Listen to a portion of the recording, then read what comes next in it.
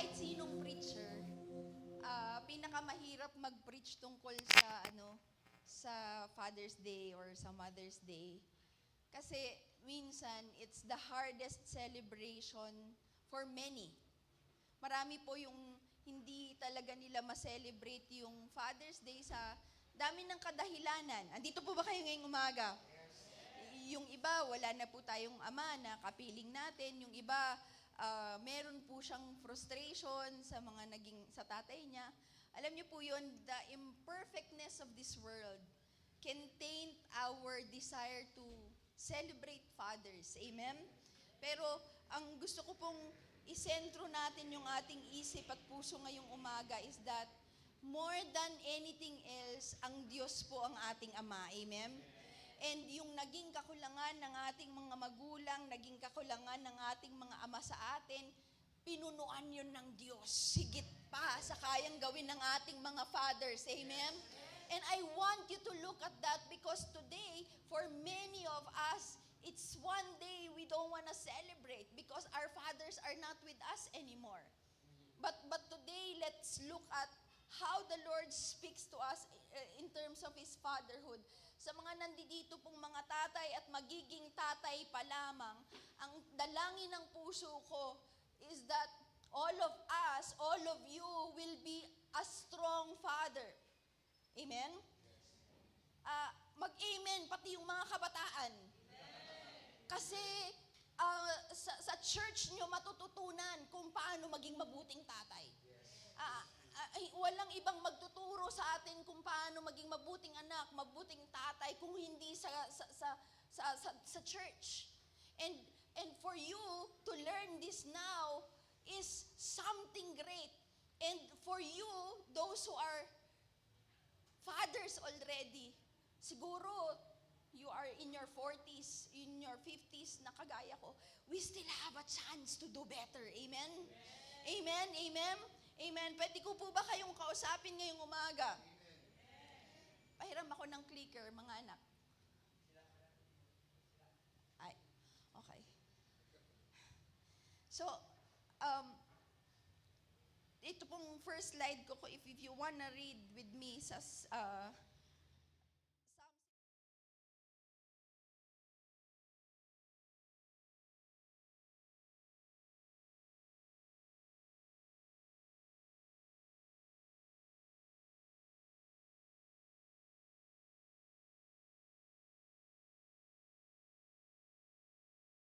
stuttering fence. Ulitin ko po. Sabi niya ganyan, how long will you attack a man to batter him? Like a leaning wall, a stuttering fence. I think we are in trouble more than any time in history. Kasi nag-uusap kami ni Pastor John nung minsan, sabi niya sa akin, bakit kaya ang lalambot ng lalaki? Men have turned to be so soft. Hello? Kailangan natin ng mga lalaking hindi lang macho. Kailangan natin ng lalaki talaga. Huwag kayong nasabi niya sa akin yon kasi nagpa-check up ako, nagpa-CT scan ako ng ulo ko dahil nahulog po ako sa CR nung Sunday sa Aswal. Laki ng bukol ko dito. So, nung nagpa-CT scan kami, yung aming pinuntahan na neuro, yung handbag niya pang babae. Pang babae talaga. Pero lalaki siya, siguro medyo may inclination, pero babae. Tapos napansin ko, sabi ko, bakit kaya ganun, ano? Sabi niya sa akin, alam mo, ang problema ng mga lalaki ngayon, masyado silang soft. So we are in trouble more than any time in history. Pero hindi lamang ngayon. Actually, in the Bible, sinabi ng Psalms, sabi niyang ganyan, how long will you attack a man and batter him like a tottering, sabi niyang ganyan, a tottering fence? From the time in history, ever since, ang atake ng demonyo laging sa lalaki.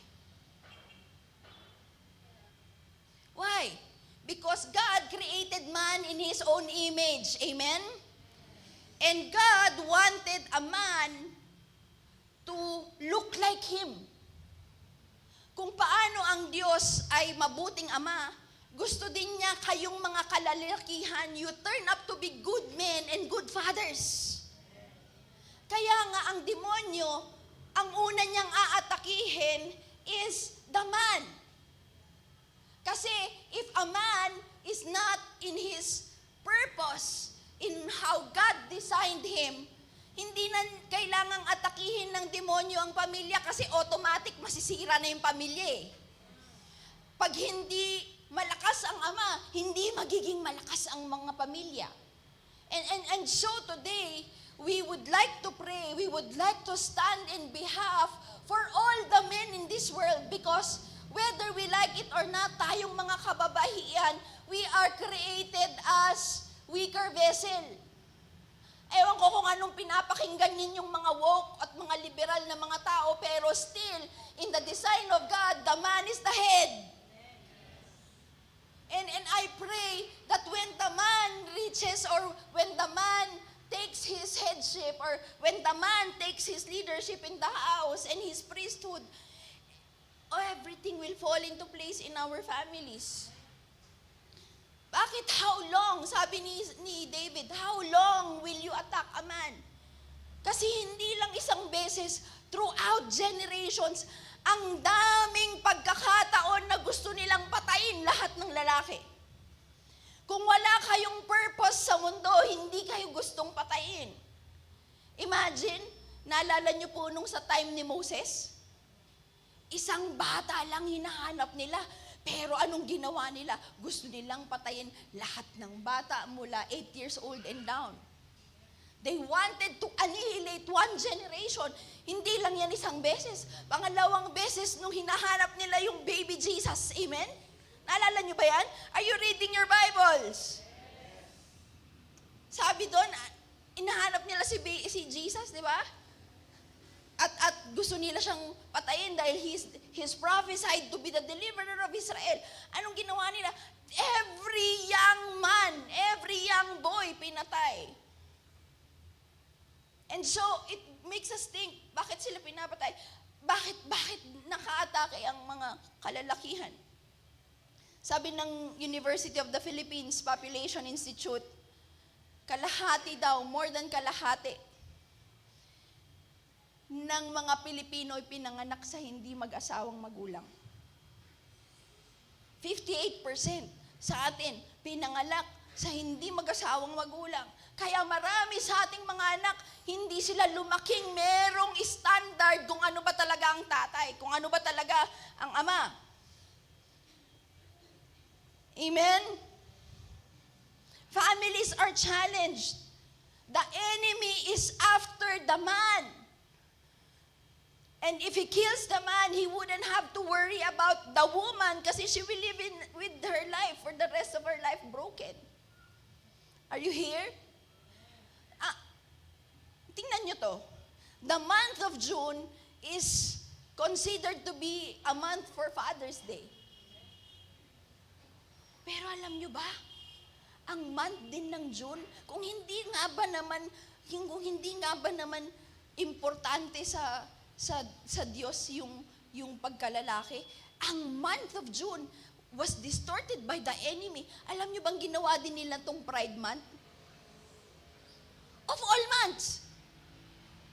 Why June?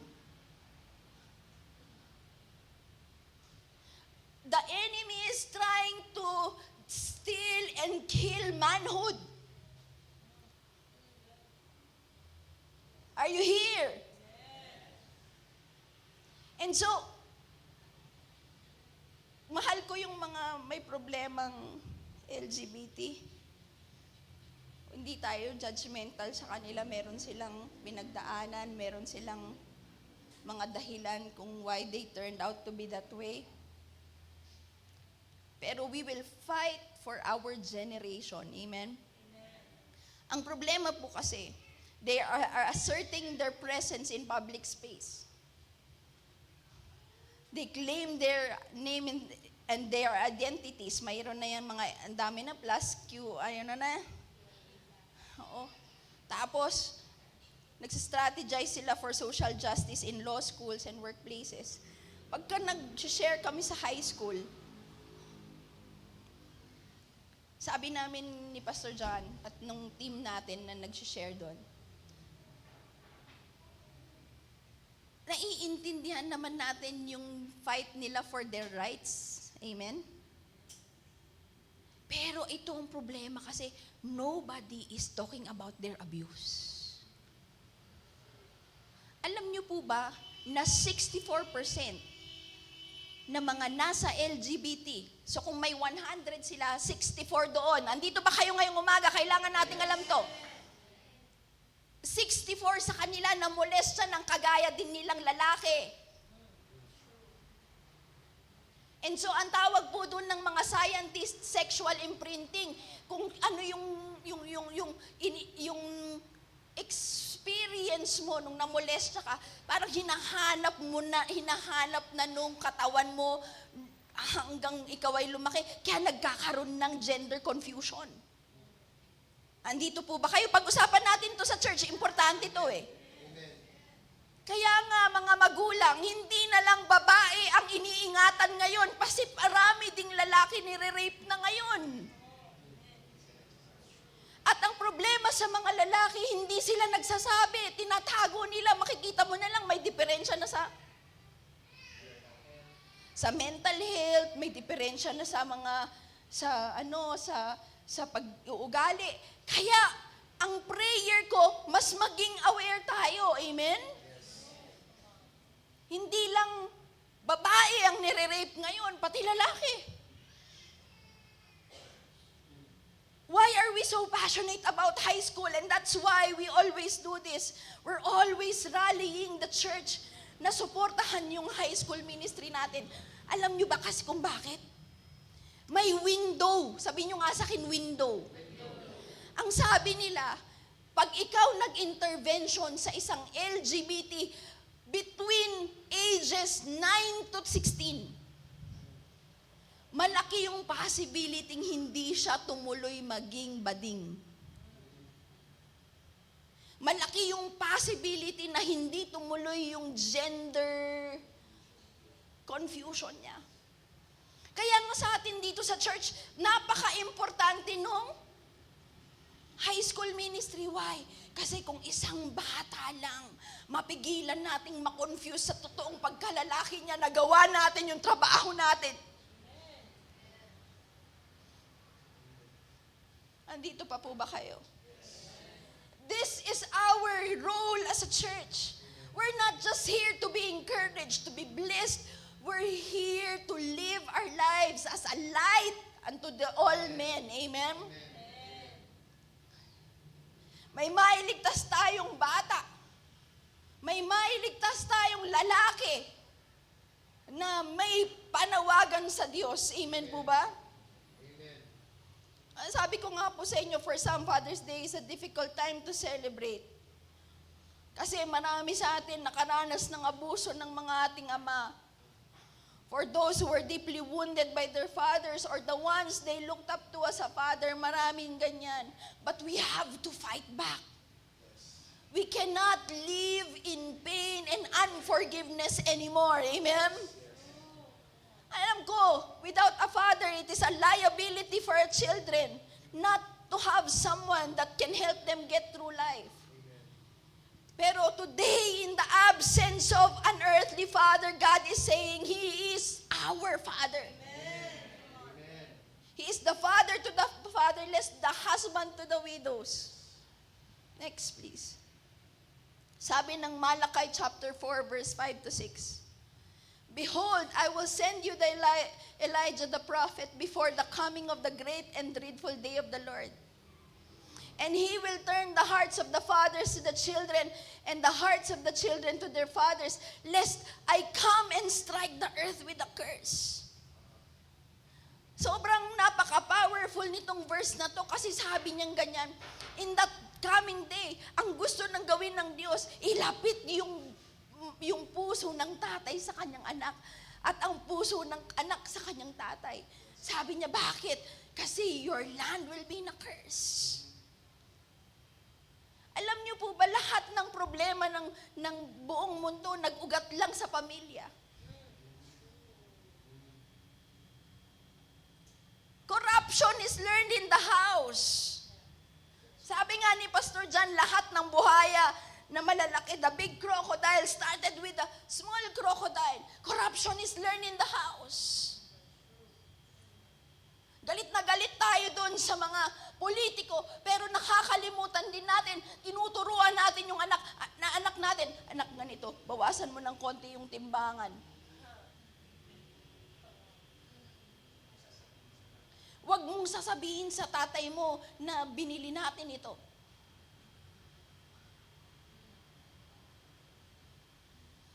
Every social problem we are experiencing has started in the house, and that is why mothers and fathers, you have rules to raise up your child. At sabi niyang ganyan, or else I will strike the land with a curse.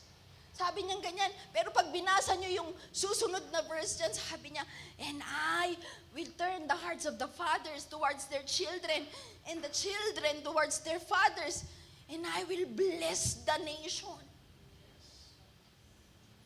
So una pala natin kailangan gawin, ayusin muna natin yung relasyon natin sa ating pamilya, sa ating tatay, sa ating mga anak, so that our lives will be blessed. And so today, ang prayer ng heart ko, kung galit pa kayo sa tatay nyo, patawarin nyo na sila. Wala na ka nang magagawa na gawa na yung mali.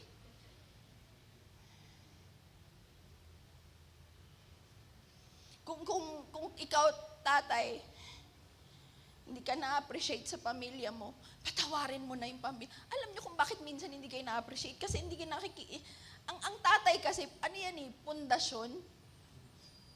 Sa isang building, ang pundasyon ba nakikita? Hindi. Pero it's what holds the families, makes the family stand. And so this morning, we want to appreciate you for doing your best to make your family stand. Yung pamilya mo ngayon, dahil nakatayo ka. Yung pamilya mo, ganyan yan ngayon kasi nandyan kang naging ama sa kanila. Amen. Next, please. So, there are 3 things that I'd like to share. Ay, 4 pala. That I pray will allow the Lord to calibrate in our hearts so that our families will be stronger. And this is my encouragement to the fathers. Number 1, fatherhood is challenging. Sabihin mo nga sa katabi mo, fatherhood is challenging. Hindi lang to lesson para sa mga tatay, kundi para sa atin ding mga asawa at mga anak. Kasi sometimes we have raised the bar of expectation towards our fathers of how they should be, when in fact, alam niyo po ba si Cain, ay si Adam, he became a father at the time of the fall. When the world became imperfect. So, from the time na naging father si Adam, yung perfect conditions wala. Hello? Are you here with me today? And God, in His mind, the starting line of fatherhood was born in a fallen world. Pero you know what the desire of the Lord is to redeem fatherhood despite. Are you here? So, next please. So sabi ng 1 Kings chapter 2 verse 1 to 4. Ito sabi niya, ang advice ng father's advice. Sabi niya, be strong, therefore. Ito yung advice ni Lord when they were going out of Egypt. And he said, be strong, therefore, and show yourself a man. Sabihin mo nga dun sa katabi mo, lalaki ka. Show yourself a man. Keep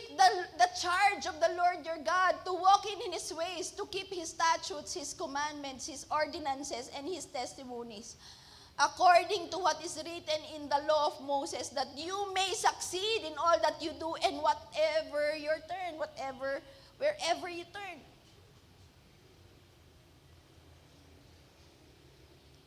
Ano daw po ang ingredients ng pagpapakalalaki?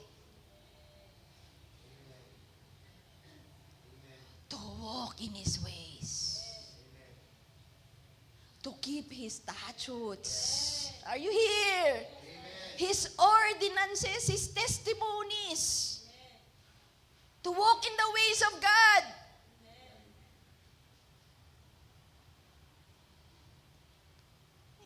Amen po? Fatherhood is challenging.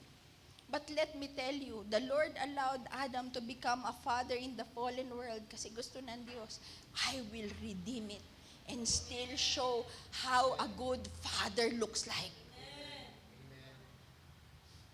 Mga anak na mga lalaki, bata pa kayo, pero kung anong naranasan nyo sa mga tatay nyo, ang dalangin ng puso nyo, pag ako naging tatay,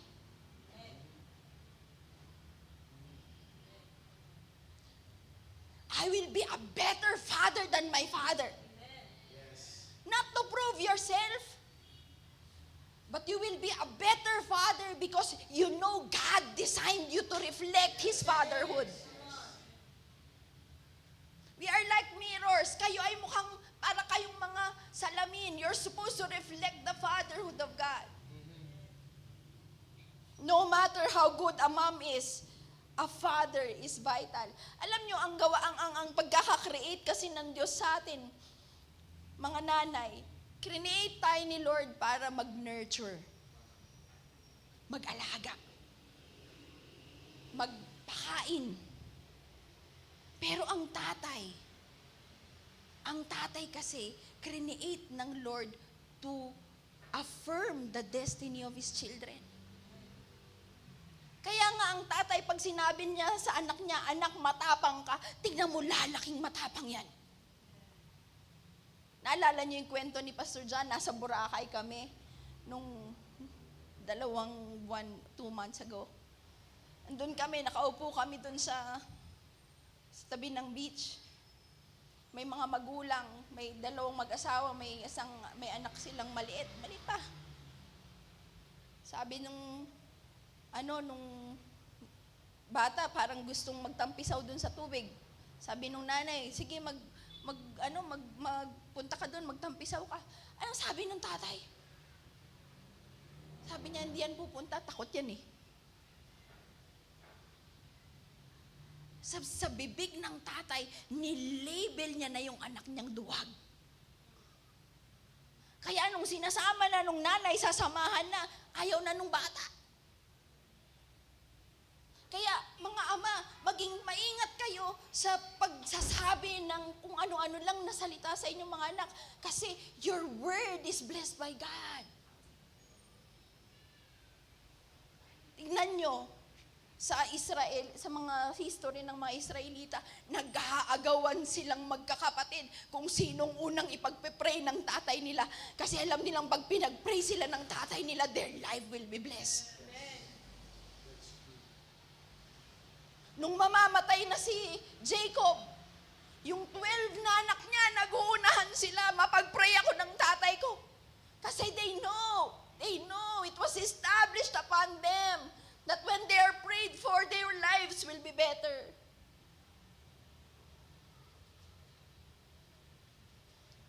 Kung kasama mo yung anak mo, tapikin mo siya and say, anak, you have a good future. Your life is different from mine. Come on, say it like you mean it. Kasi walang magulang na gusto na yung buhay niya maging kagaya ng mga pinagdaanan niya.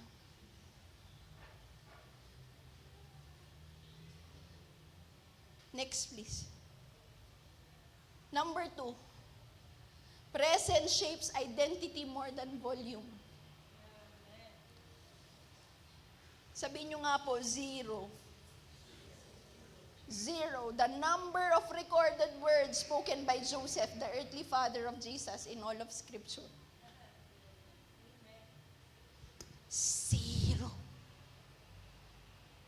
Sa buong Bible, wala kang mababasang Bible verse na sinabi ni Joseph na ganito kay Jesus.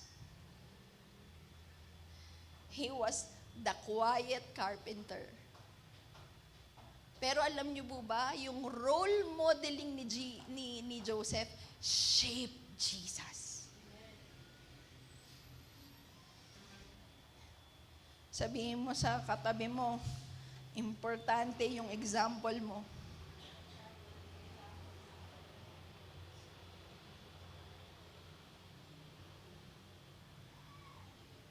Zero.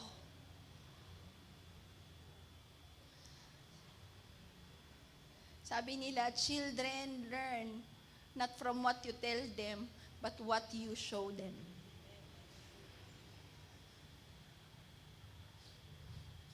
Kasi iba yung sinasabi, iba yung ginagawa. Amen po.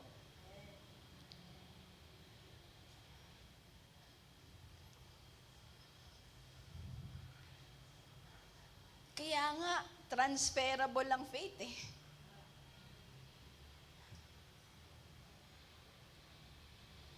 Mga tatay, transferable ang faith. Mga tatay, transferable ang mental health.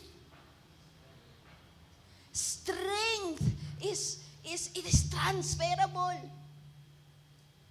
Naalala niyo yung Bible verse ni Pastor John dun sa unang message niya ng Stronger? Sabi niya ganyan, Timothy learned from his grandmother. It's transferable. Kaya, kung yung anak mo, tingnan mo ngayon, naiinis ka ba sa kanya? May problema ka ba sa anak? Sabi mo sa akin, kasalanan ko kasi. Come on, church! Your child is who they are because of what they have learned from you. They have learned faith because of you. They have learned life because of you. They have learned how to manage stress because of you. And equally, they have not learned how to manage stress or life's problems because of you.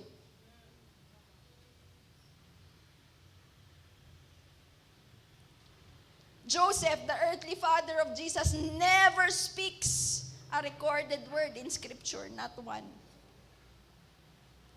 Yet, he profoundly shaped Jesus' life. Imagine.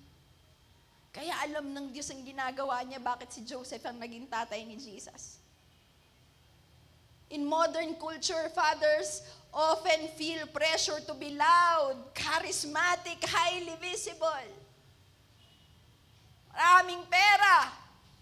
Siyempre naman, sino ba naman ang nanay o asawa na ayaw ng asawang maraming pera?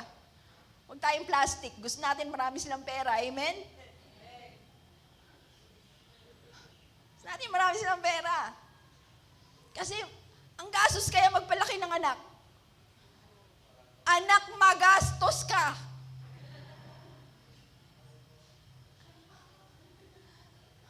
Ayaw lang nating aminin, pero magastos kayo. Tingnan nyo si Eli. Isa pa lang yan, ha? Pero magastos yan. Imaginein mo kung anak ng tatay mo 4. Kung 5 kayo na pinag-aaral.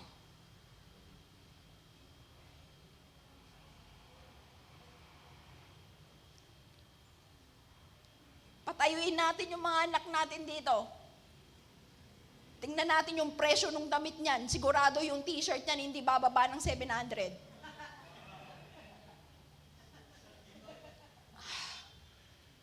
Totoo. Yung sapatos niyan na gusto niya ngayon, hindi yan bababa ng 3,000. Nanonood kami kaninang umaga habang kami nagpre-prepare. Meron kaming napanood doon kay Jessica Soho, na nagbenta ng kanyang kidney worth 250,000. Alam niyo kung bakit? Gusto nilang makabili ng iPhone 14.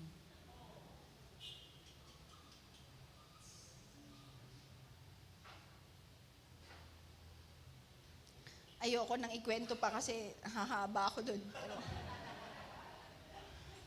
mga tatay, mga magulang, it is the Lord has placed you in your child's life as a steward to shape them in the ways of the Lord.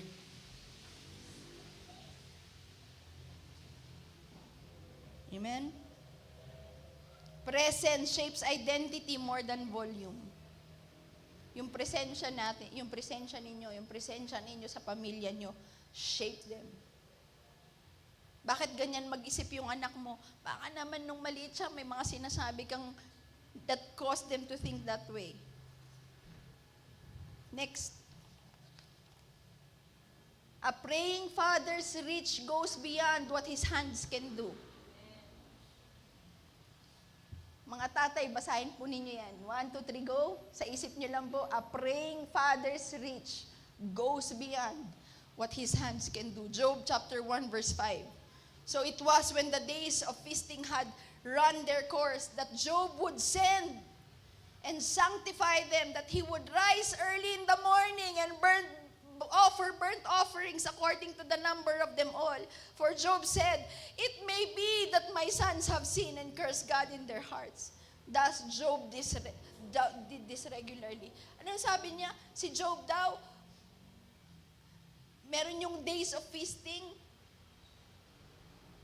Dito kumbaga yan, yung mga party-party. So yung mga anak daw niya, nagpupunta sa feasting, sabi niyang ganyan. Pero anong ginagawa ni Job? Every morning, mag-o-offer siya kay Lord ng sacrifice. Ipagpe-pray niya yung mga anak niya. Sabi niya, just in case, Lord, that my children were stupid. That they acted stupid. Alam niyo mga anak, maraming times niligtas kayo ng Diyos sa lahat ng kapahamakan dahil meron kayong tatay at meron kayong nanay na nananalangin para sa inyo. So yung mga ama ng tahanan, yung hindi magawa ng inyong kamay, magagawa ng panalangin at pagtitiwala niyo sa Diyos. Whether you like it or not, you are not in control of your children. You will not be in control of what happens in their lives, but you can trust the one who holds it all.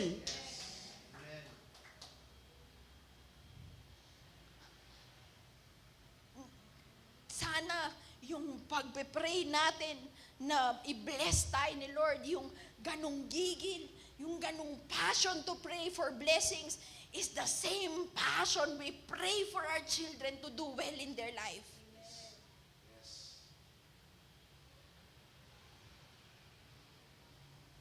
Amen po. Next. Last, sabi niya po dito, biblical fatherhood sacrifices dignity for reconciliation. Alam niyo po, in the Jewish tradition and culture, ang mga tatay hindi tumatakbo. Hindi po sila. They always try to walk dignified. At ito po yung storya nung sa prodigal son. Nung nawala yung anak niya at nang pabalik, nakita niya na yung anak niya, pabalik siya. Tumayo yung tatay at tumakbo siya. Alam niyo, sa culture kasi daw ng mga Hudyo, bawal nilang itaas yung damit nila at para makita yung legs. For them, it's very, shameful. Pero, yung tatay na to, and he arose and came to his father.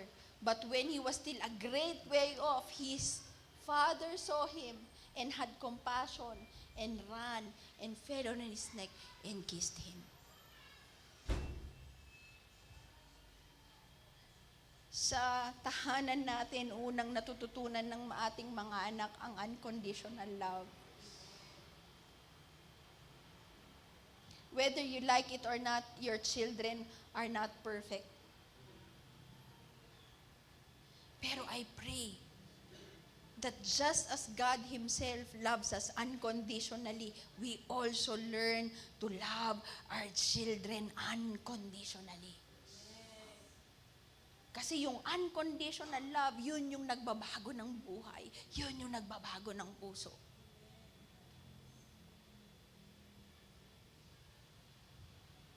Umuwi yung bata. Alam niyo kung bakit siya umuwi? Kasi sabi niya, in my father's house. Kahit na mga servant doon nakakakain ng maayos.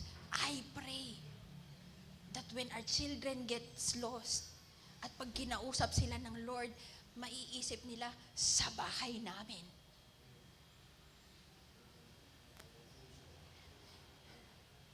Bakit ayaw umuwi ng mga bata ngayon sa mga bahay nila? Kasi meron siguro silang mga naranasang hindi mabuti. Pero I pray, from this day forward, magkamali man yung mga anak natin, pero pagdating ng panahon, maiisip nila sa bahay namin. Kay papa ko, kay mama ko.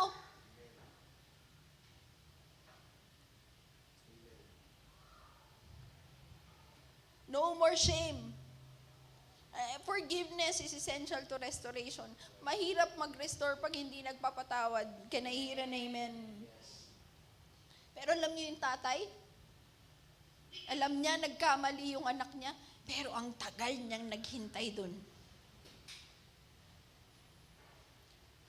May our children know that we love them not because they are performing very well.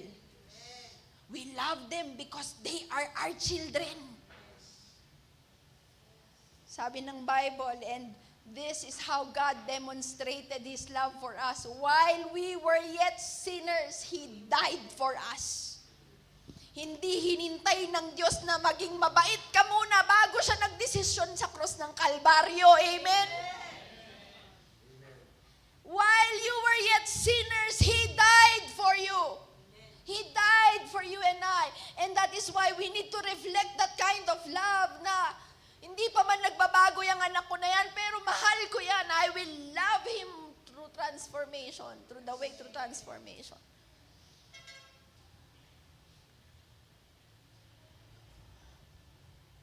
Amen. Amen po. Next, please. Sabi ni Paul, I desire therefore that the men in every place pray, lifting up holy hands without anger and doubting. Kayong mga tatay, kayong mga kalalakihan, huwag kayong mahiyang ipakita sa ating pamilya ang ating pananampalataya sa Diyos. Kalalakihan ng mga anak nyo yan. Hindi mo yan kailangang magpilitin, mag-church ka. Hindi mo yan kailangang piliting mag-worship ka kay Lord kung nakita nila yan sa atin. Amen? Amen. Sabi ni Paul kay Timothy, I desire that all men lift their hands.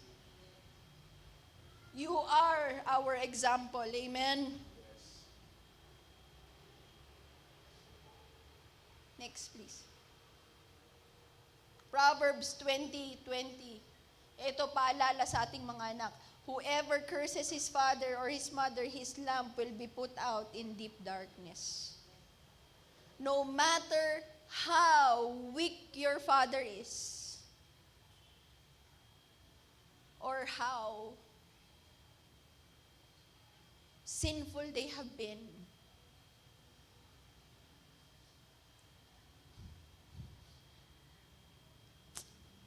ako nga, pag iniisip ko yung klase ng tatay ko nanghihinayang din ako sa kanya Pero, go to my next slide. Next slide, please. If you curse the root, you will also curse the fruit.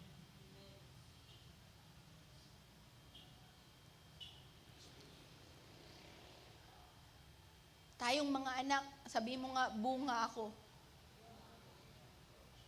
Dahil bunga ka, para lumago ka, kailangan yung ugat naiingatan, nadidiligan, na-fertilize. Amen?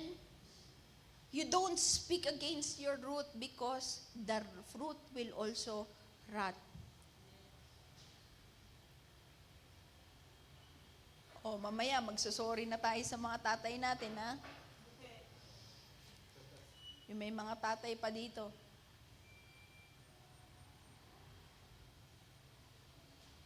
And starting today, we will bless our fathers. We will say, sa mga single moms po na nandito, I pray that when you become part of this church, you will give your pastor the permission to be like a father to your child. Kasi your child would need someone, a father they can look up to. And that is why be careful on who you introduce to them as fathers. Kasi the fathers are very impactful to their children. We still have many years to go. Amen? And let's thank God kasi this is an opportunity. Pwede pa tayo magsimula ulit. Amen? I do not know your relationship with your family.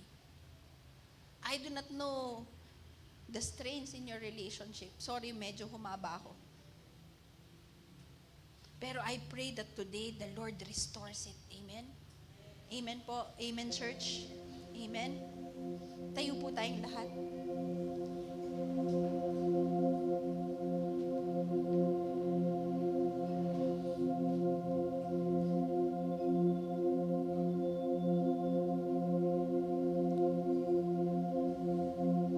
I do not know the hurt you have from your childhood.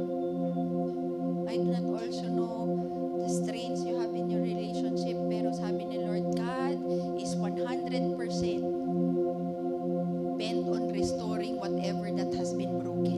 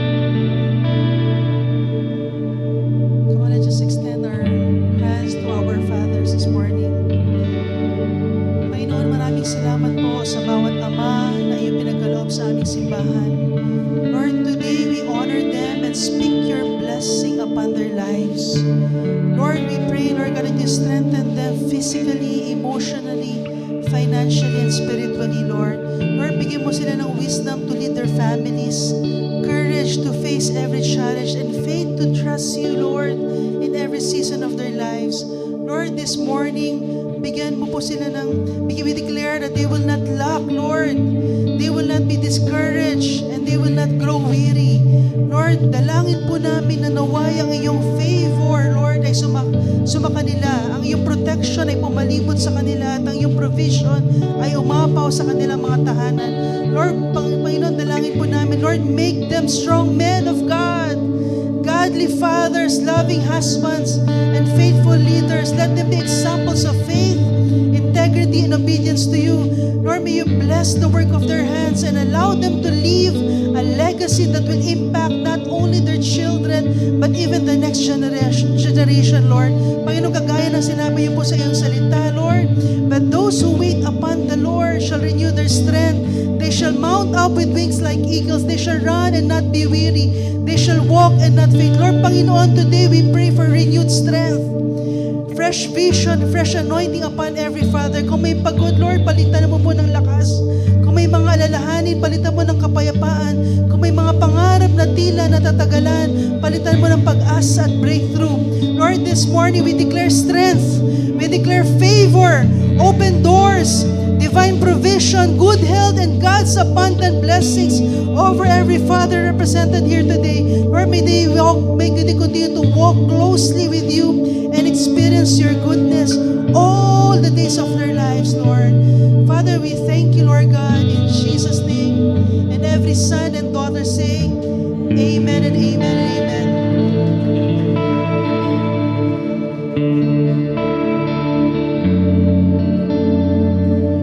This morning, before sige lang, tayo lang kayo. I want to call the sons and daughters. Lalo na yung mga wala ng tatay at saka magulang. I want you to come here. And we are gonna pray for you for your destiny. Amen. Sabi ng Bible, di ba, the fathers bless their children and they did well. This morning, we're gonna do a prophetic prayer for your destiny. Na ingatan kayo ng Panginoon that He will give you a good future that He promised. And if right now you desire that blessing coming from our Father, I want you to come immediately. Huwag na kayo magpatagal. Come on, let's just, if your dad has not been with you for a long time, mga hindi come on. Sige po.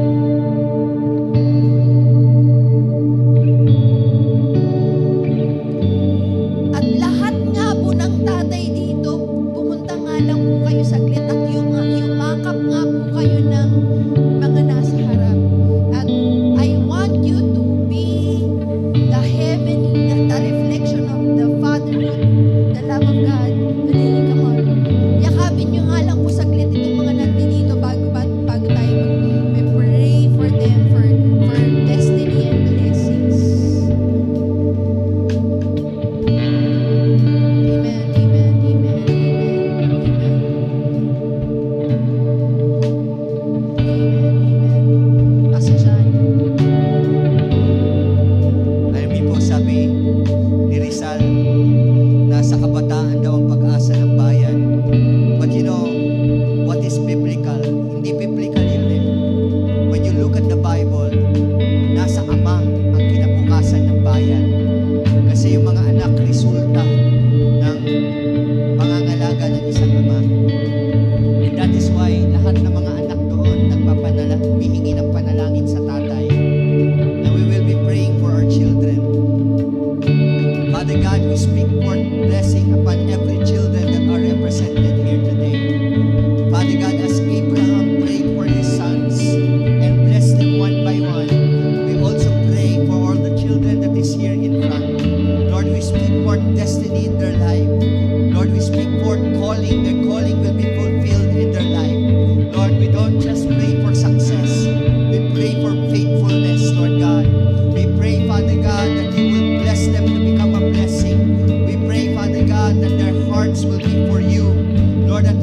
surround them with your goodness and your loving kindness, that you will protect them, Father God, and cover them with your precious blood, that they will not be tempted by the things of this world, but their hearts, Father God, will be towards you, devoted, Father God, Lord, to devoted to you in the name of Jesus. And Father, today, as a father, we speak for your blessing. Let our children be the head and not the tail, first and never last, above and not under. Make them, Father God, the lender and never the borrower. Let goodness and mercy follow them all the days of their life. We pray in the name of Jesus that there will be a blessing to this land, Lord, that you will make them prosper and that they shall be mighty in the land. We thank you, Lord God, for your blessing upon the lives of our children. We break every curses upon their life in Jesus' name. We break every generational behavior that has been passed on upon them in the name of Jesus. And we speak for goodness, Lord, the love of God to overflow upon their hearts. In the name of Jesus Christ we pray. Amen. Amen. God bless you, mga anak.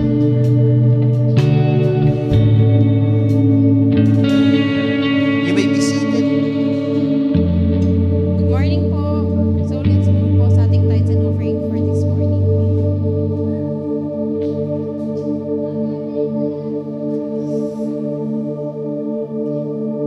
Okay po. So first line po. Okay, so my verse for today is Mark chapter 12 verse 41 to 44.